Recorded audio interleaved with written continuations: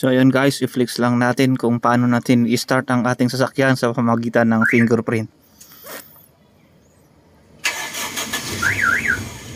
Yun. Tsaka paano natin i-off. Yan. Isa pa.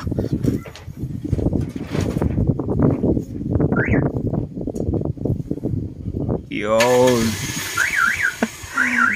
At saka i-off. Yung gustong magpa-install diyan, pa-PM lang para magpa-install tayo sa mga sasakyan ninyo.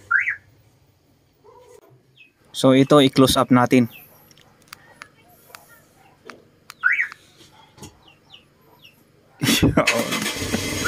Yun. Paano naman patayin? Ganyan lang. So yung gustong magpa-install, pa-PM lang.